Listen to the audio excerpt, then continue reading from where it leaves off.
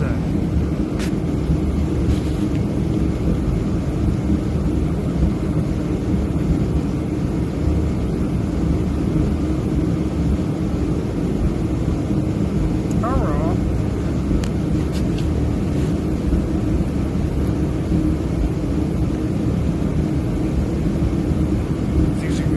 Things are good.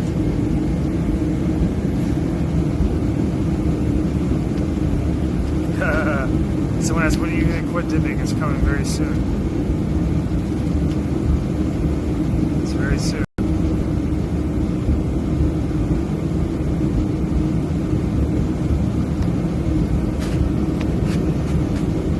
There's probably a lot of things that'll change.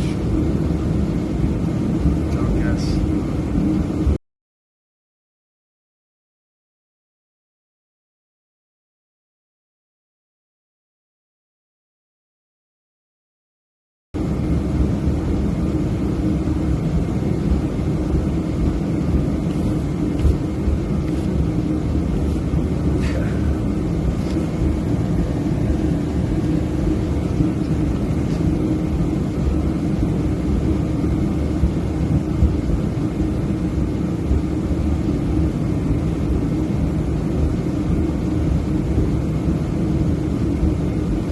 I think for the next car, I'm gonna get a when this one dies. I was gonna put in a diesel motor.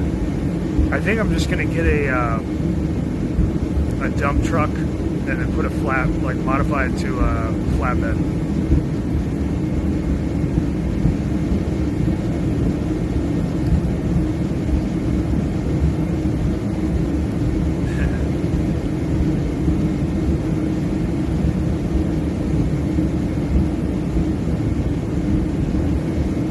Yeah, the Toyota, they're good.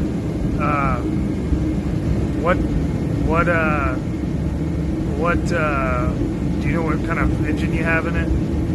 Or do you know, is it like a 2.7 or a 3?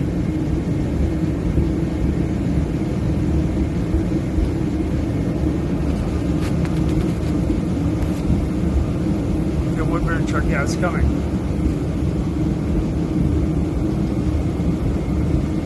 It's coming.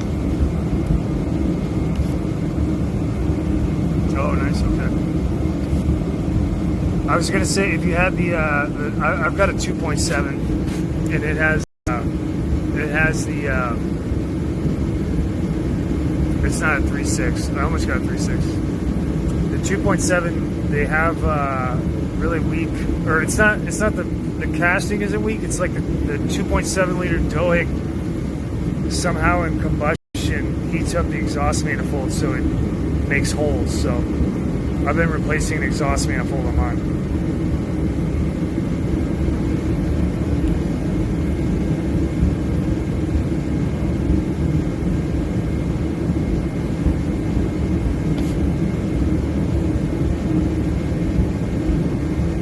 But you won't have to worry about it. I don't think the 3.6s never do that. The 2.7s do that pretty often.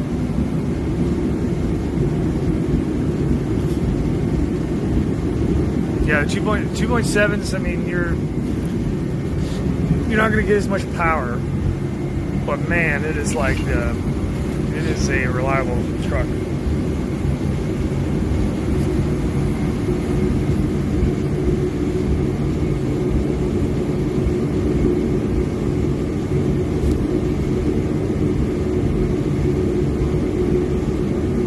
But I'll probably just. I mean, the way that. You know, I've noticed that the like diesel dump trucks in particular, if you get them, so if you get like a sub 15K pound class, then it's you can still you know, the feds will let you drive that around without a CDL. So there are quite a few like $14.99, and they're usually, I mean, I see them for like $3,000 to $5,000 because a lot of people will get them through businesses, you know, their utility, like a business or a government subsidy or something, and they'll use it for the course of business and then retire it. You know what I mean? So they sit around and then they go, nobody wants to drive around a dump truck, and I got to get rid of those dump trucks. So they sell them for like a few $1,000s, and they have like incredible, industrial engines in them, diesel engines. The parts can be an issue if you have parts go down, but man,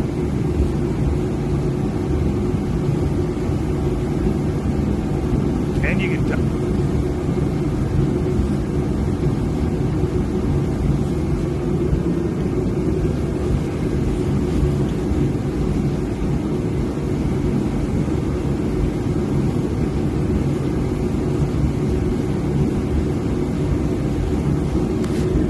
Excited. I'm really excited.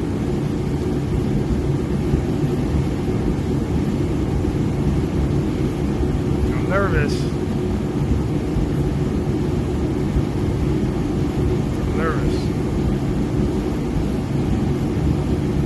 But I'm excited.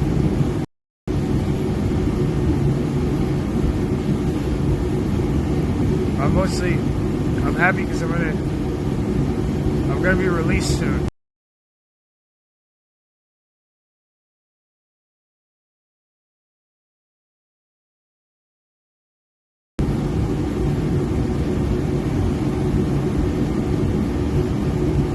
I learned about that today.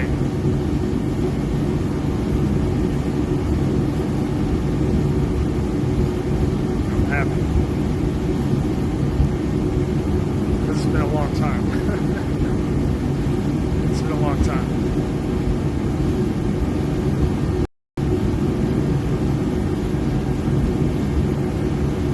But it's a big responsibility. It's a big responsibility.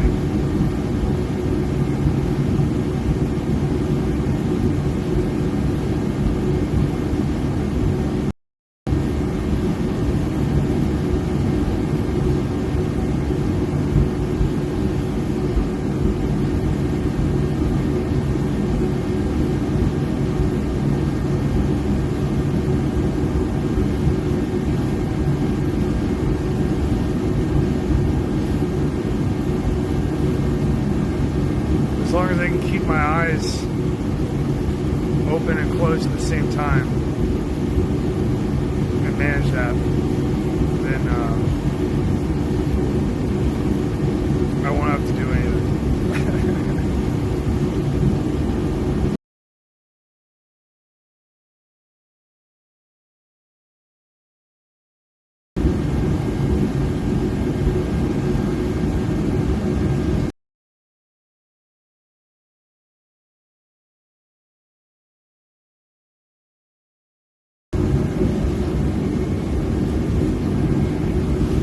Learning a lot. That's what's going to happen. I'm going to learn a lot.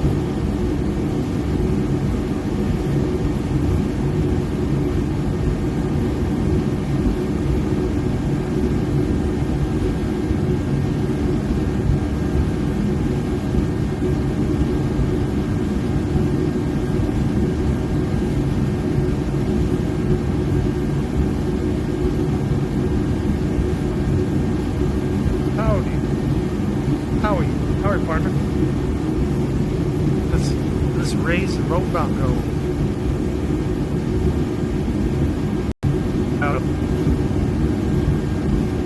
course.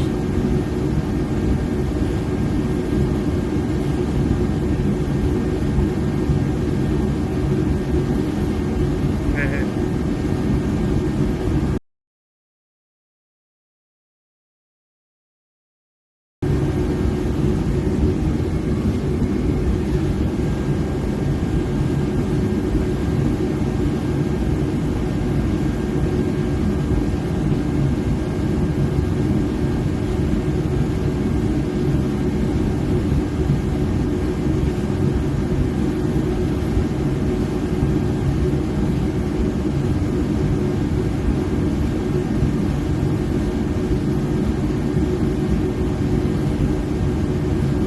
It's such a different feeling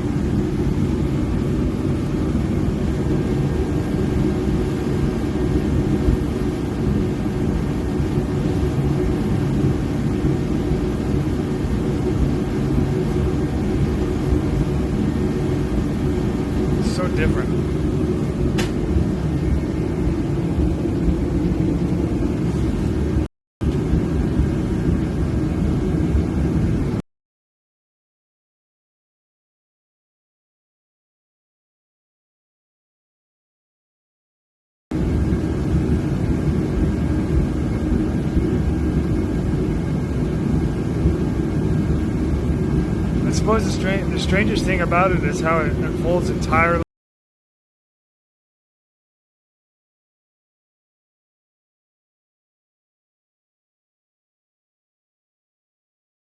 on its own, you know, in both a natural way, the way that a rock falls and it's pulled down. It's natural in that way. It's also uncomfortable, but also like slipping into a warm bath, you know.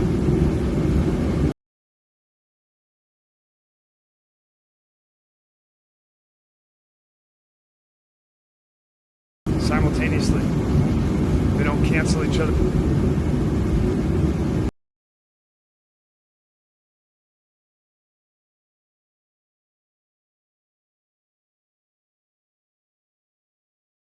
A new life, and that's both what I'm excited about and also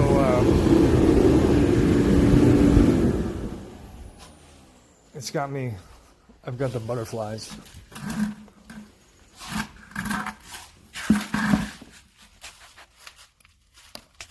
But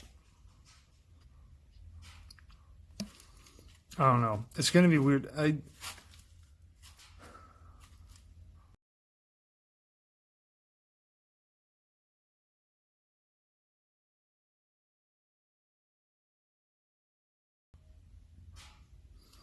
I have a strange way where I pressure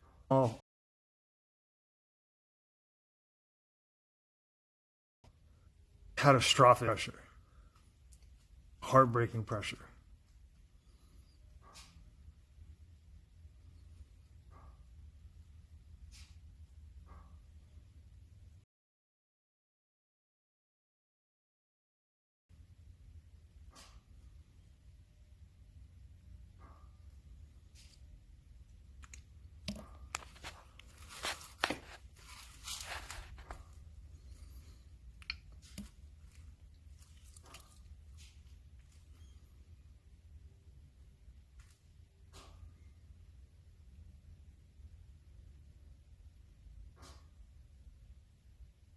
And it's so difficult. It's so difficult to know what to say, what to communicate, because I've been learning everything.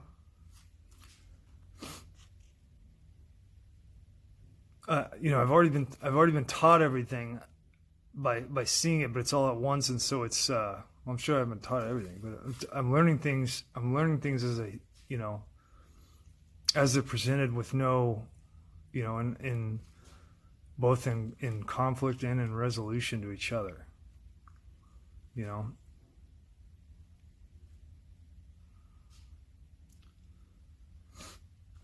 And so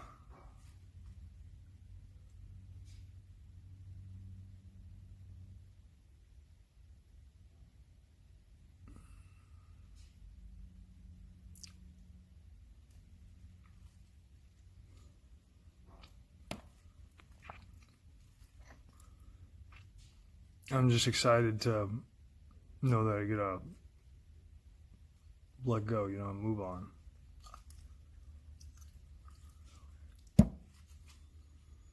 It's really close now. I guess I don't. I guess what I was trying to say is that I don't understand. There's so many aspects that are like seemingly conflicting, and that I don't understand now. You know, so.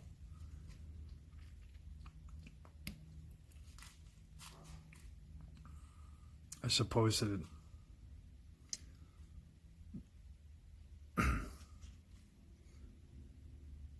there'll be a wider angle of that.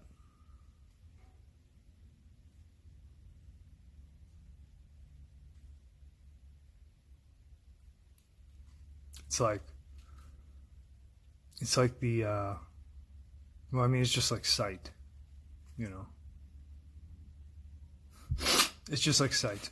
I already understand that, you know, the sight is made in the angle, you know, like every sight sees a thing that if your sight is lost, you assume is the same, but they're each entirely different. And so I already understood this, but the experience of feeling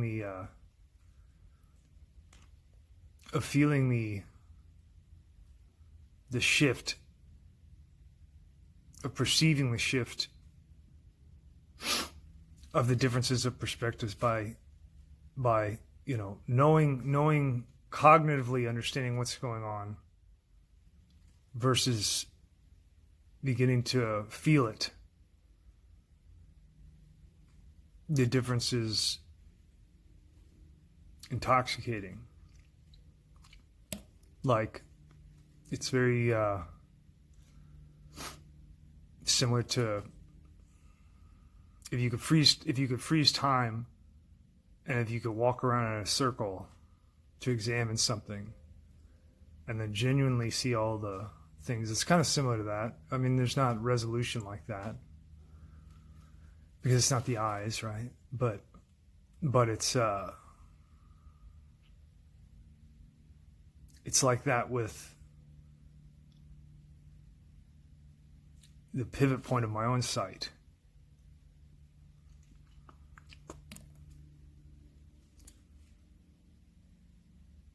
And that's very intoxicating.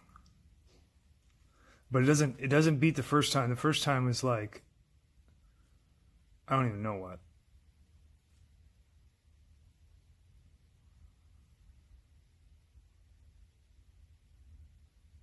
It was like narcotics, but you know that it's not narcotics. Like, very clearly you understand this is something very different. It's not comparable that way, but it's as distorting in the sensory as a narcotic or an anesthetic maybe, but to all the senses.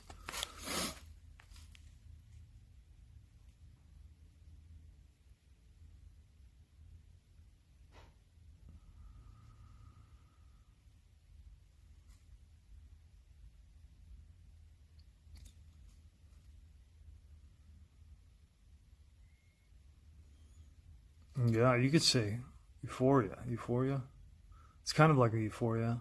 It's like a euphoria. I mean, right now, it's like a tranquil.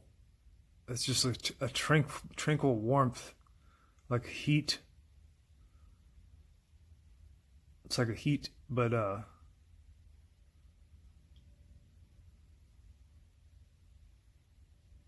don't know. It's all very strange. I started to see light at night.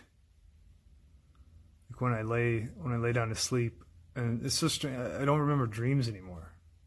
When I was a kid, I used to remember my dreams all the time. I don't remember dreams ever. I never remember.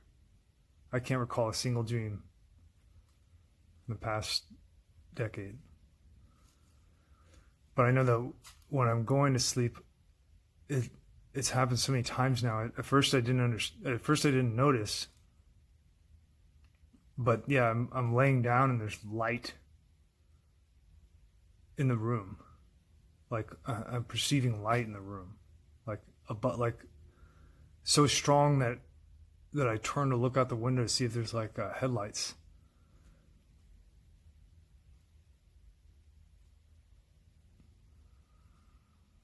Lots of strange things like that.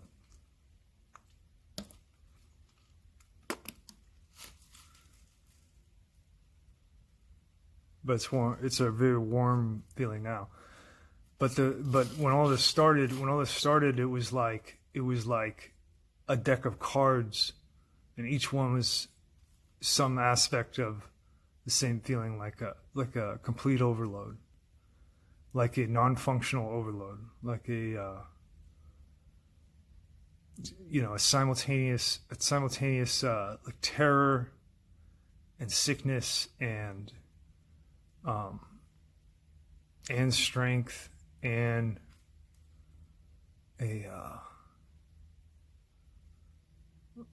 like a calming sensation, but also an itching sensation, like in the heart, all at once. It's just so strange. The terror and love, absolute terror and love simultaneous. That was the first time, and it was a lot more violent type of sudden thing that was chronic. And this is more of like a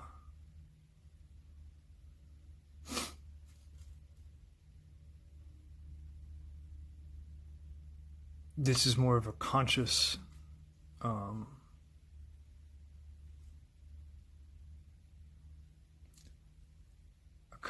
and loving kind of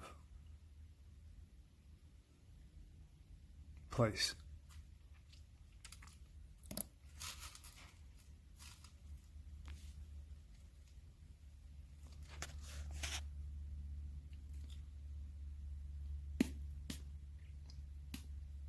I don't remember them even when I wake up. I can remember dreams from I can recall a lot of dreams from when I was a kid. What's up, Dark?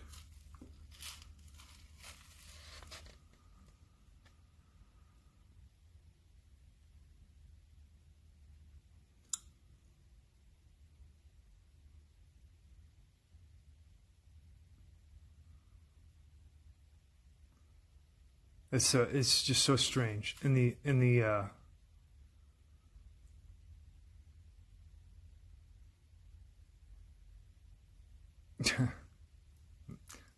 the concentration, my concentration in the physical world, it became dulled and unfocusable, entirely unfocusable, progressively for 5 years, or maybe longer than that. But what's happened over the last year is that I have a incredible focus on something else. And it was so natural and smooth in the way that it supplements and displaces the other focus, that it's like when you see a tree in front of you and you don't appreciate that it's a tree, because you see a tree all the time. It was kind of like that.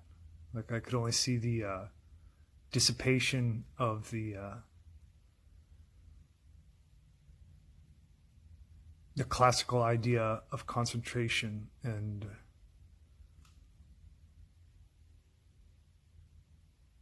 clarity of intent, the dissipation of the clarity of my intent.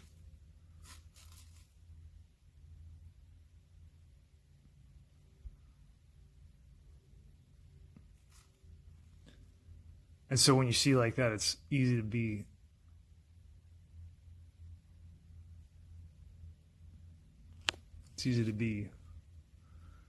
degenerative about it,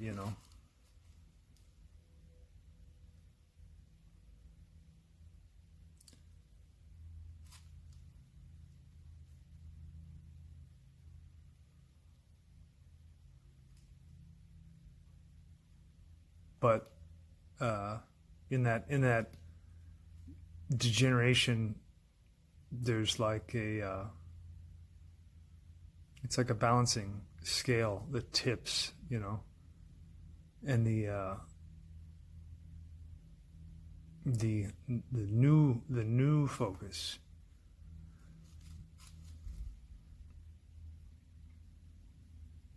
it just is so gradient in its progression in comparison to the old senses and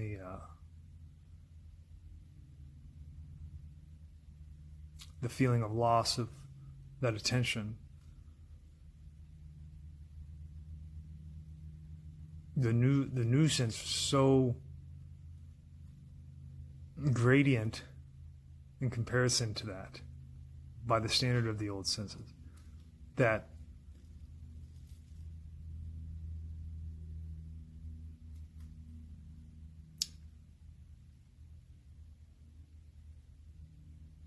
you just can't, it's like you can't notice the new sense. I mean, you know that it's there and you're perceiving it, but it's almost like this little peripheral, thing that is like a of course not inconsequential, but by the standard senses, it's inconsequential, and so it's like this distraction thing, and then it grows larger and larger as the balance tips, and then and then you wake up and you account, you're forced to account for it, and you understand that this is entirely consuming my existence, like my every thought. I mean, it's so often now. There's only very short times when I am distracted. Like when I'm distracted and like snap back into the chaos of the illusion. It's very short now.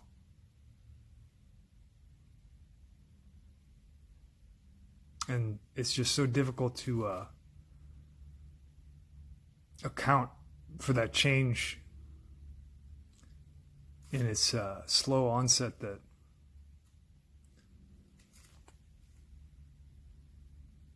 you almost miss it. You almost miss it occurring until you're allowed to be present with it and to account for it.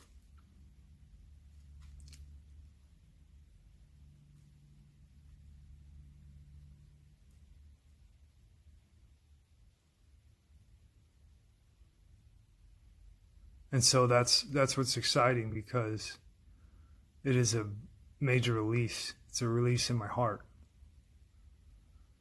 And I'm nervous because I know that I grind the hardest under absolute destitute circumstances, like emergency, beyond emergency, like when everything is absolutely fucked. And when everyone's given up all hope, then that's like when everything kicks in. That's how it's always been. It kicks in and I dance a jig. But this feels like the opposite of that. This feels like,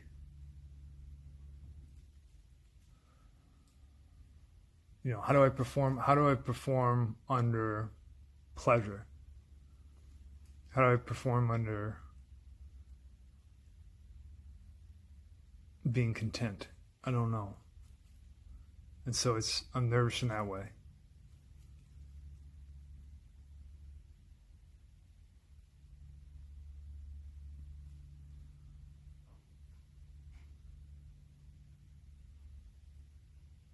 But I know where the paths go.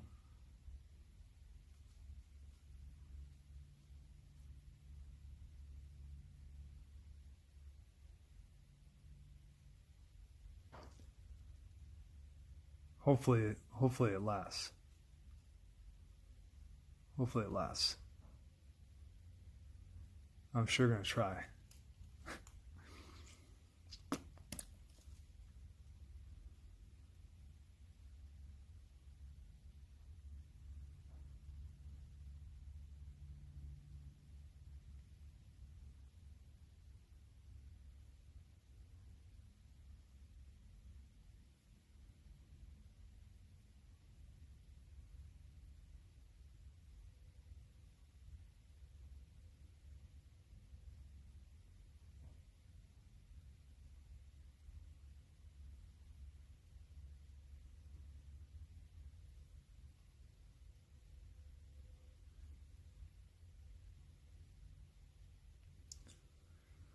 I don't know. There's certainly, I've got my work cut out for me.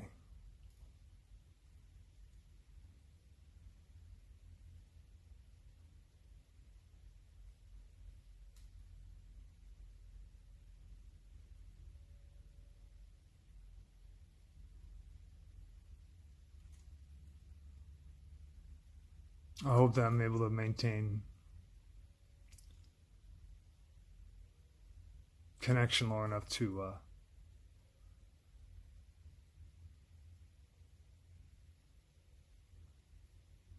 learn how to drive it into my effort in a conscious way rather than a unconscious, forceful way.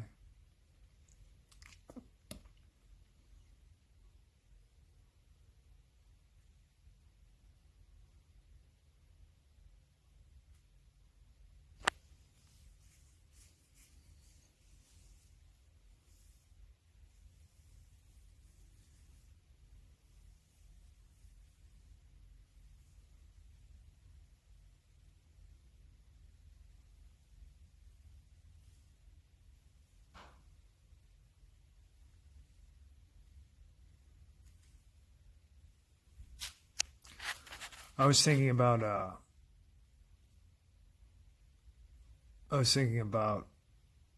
new life.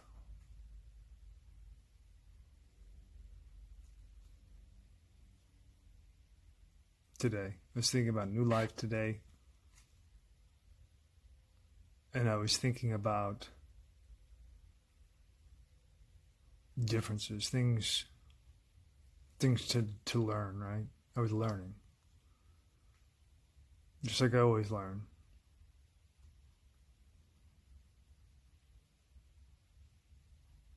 The stone is so much different than a baby.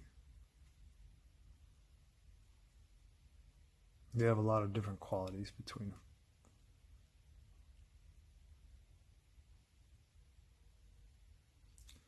A stone, so you can break a stone in half or in more pieces.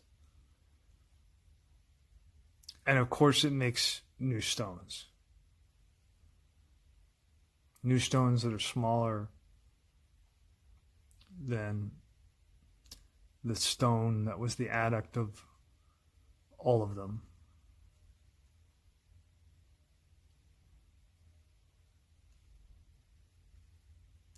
And in that way, stones are like us. But the stone is a lot different than us in so many ways. But in the physical ways, stone is so much different because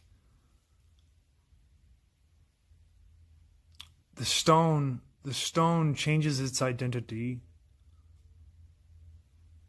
when it's broken, right? So when you break a stone, it's now two stones. And you could hold them to each other and you could tell that they were one before. But now there are two.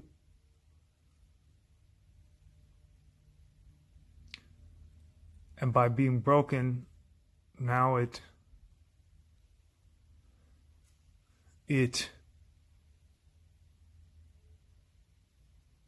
requires the recognition that there's two stones. So this thing that you saw as one, when you held a big stone up in your hands and you said, this is a stone, that is a different thing than when you break two stones. And maybe it's hard to understand that at first, because you may think, I'm holding a stone in my hand, it's got rough surfaces, it's a light colored gray, and then I drop it to the ground and it breaks, and now I have stones, and you could say, that's the stone I just broke. And then you could turn and you could look at the next stone and you could forget about that stone. But if you if you allowed the stone to continue to be present,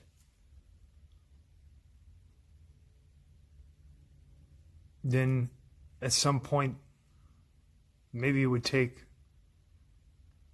a person a long time. Maybe it would take days, maybe it would take weeks. But if you stood in one place and if you watched the stone, at some point you would forget about all the distractions. You'd forget about the other stones that you were going to turn to because you had already broken that one. And you would forget about all those distractions because your only sight would be the stone, and it would force the recognition of actuality in your mind, which is that at some point, despite your wishes, you would begin to see it as two separate stones. You would see the stone on the left and the stone on the right. And you could remember back and say those were once a part of the same stone, but these are certainly two different stones. And once your mind holds that, it's truth, and then it can't go away. And you'll never see the two stones on the ground as one stone again. You'll see them as two entirely separate stones, and you'll hold simultaneously the memory of the single stone.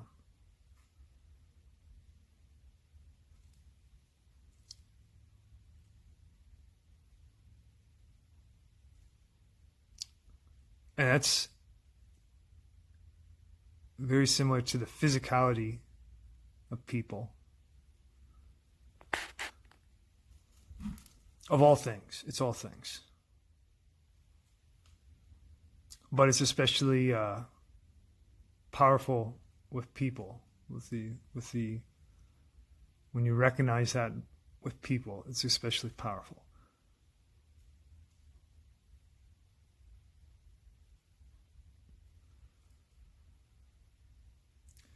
The difference between the stone and the person and physicality, because there are many differences between the two. But with our senses, when we see the stone, when we think of the stone, and we think of the man,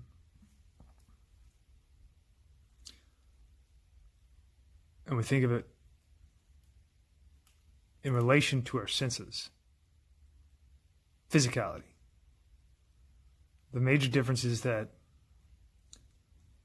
the stone is there, and it will remain. And when you break it, it doesn't change the difference. It doesn't change the difference between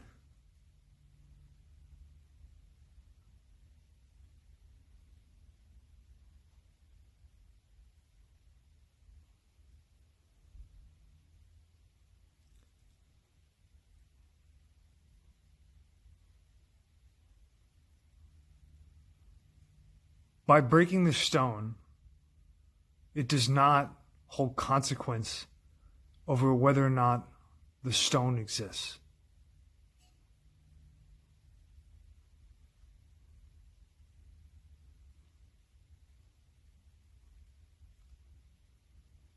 For people,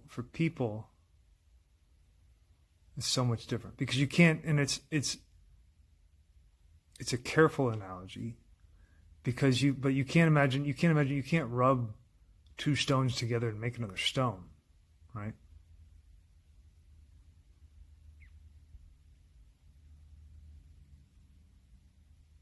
I mean, not in a purposeful way. You could see it like that. You could see dust scraping off of stones when you rub them hard and fast enough, and you could say those are little micro stones. And if I zoomed in on them with the magnifying glass, they'd be stones. It'd be millions of stones.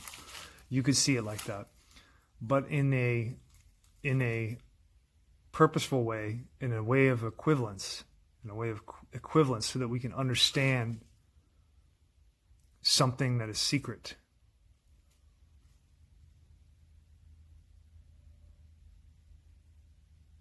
in that way, the stone and people are different, because you can't put two stones together and make another stone. Not only that,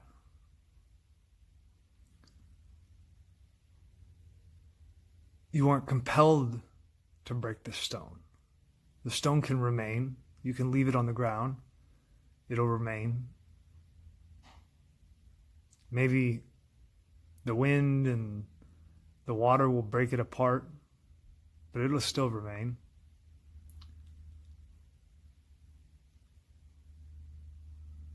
But for us, we have to make new life.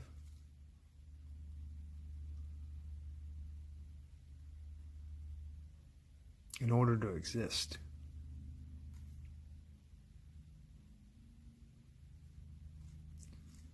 And so we're compelled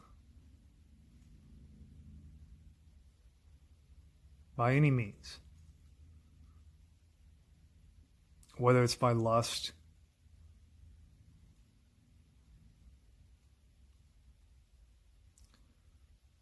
whether by rape, whether by love,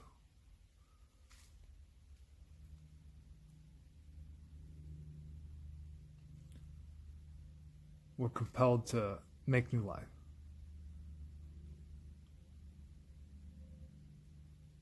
I should say make. We don't make anything. We're compelled to the act to host that creation in our physicality. But although we're compelled to do that, and the stone is not compelled to break, I mean, it can be compelled by forces to break, but it's not compelled to break by its own will. Whereas we are compelled to break apart by our own will. And if the stone didn't break apart, it bears no pressure against its existence. But we have a great pressure against us. And if we don't break ourselves apart on the ground like a stone to host new life, then we have no life. And we're not there the way that the stone is.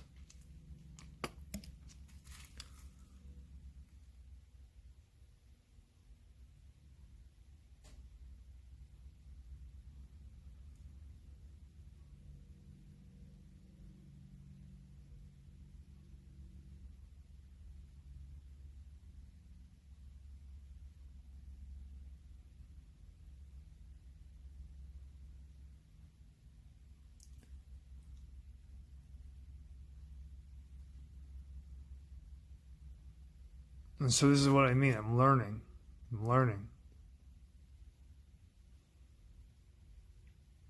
learning all the time. But I would like to learn by my attention. And it's almost time for that. And so that's why I'm happy.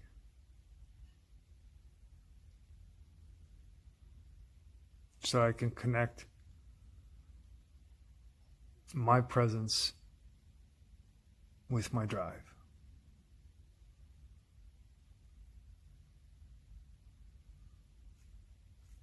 And that's a great release to know that that could come. Because they've been so disjointed for so long.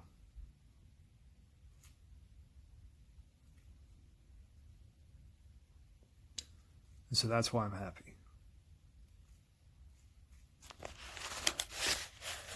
I do love you. I gotta go.